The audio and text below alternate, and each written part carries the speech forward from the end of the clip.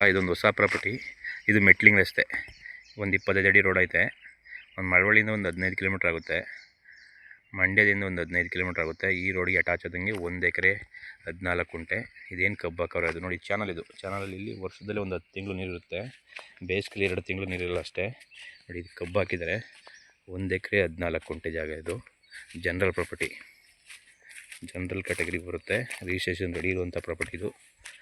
Road ಹೊರ್ತು ಒಂದು 100 ಅಡಿ ಬರುತ್ತೆ ನೋಡಿ. ಇಲ್ಲಿವರೆಗೆ ನೀರು ಮಾತ್ರ ಯಾವಾಗಲೂ ಇರುತ್ತೆ ನೋಡಿ. ಬೇಸಿಗೆಲ್ಲೂ ನೀರು ಇರ್ತೈತೆ ಇಲ್ಲಿ ನೋಡಿ ಫುಲ್ಲು. ಇದೇನು ಕಬ್ಬು ಹಾಕೋರು ಲಾಸ್ಟ್ವರೆಗೂ ಬರ್ತದೆ. 1 ಎಕರೆ 14 ಗುಂಟೆ. ಮಂಡ್ಯ ಜಿಲ್ಲೆಗೆ 15 ಕಿಲೋಮೀಟ್ರ್ ಆಗುತ್ತೆ, ಮಳವಳ್ಳಿಗೂ 15 ಕಿಲೋಮೀಟ್ರ್ ಆಗುತ್ತೆ. ಮಧ್ಯ ಬರುತ್ತೆ ಈ ಪ್ರಾಪರ್ಟಿ. 1 ಎಕರೆ 14 ಗುಂಟೆ ಬರುತ್ತೆ ನೋಡಿ. ಇದು ಮೆಟ್ಲಿಂಗ್ ರಸ್ತೆ. ವಿಲೇಜಿಂದ 2 ಕಡೆ ವಿಲೇಜ್ ಇವೆ. 2 ಕಡೆ ವಿಲೇಜ್ 300 ಮೀಟ್ರ್ ಆಗ್ತವೆ ಅಷ್ಟೇ.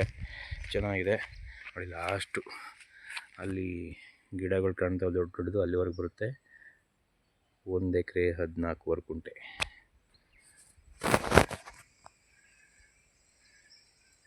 ಎಲ್ಲ ಪಕ್ಕದಲ್ಲೆಲ್ಲ ತೋಟಗಳಿವೆ, ತೆಂಗಿನ ತೋಟಗಳು.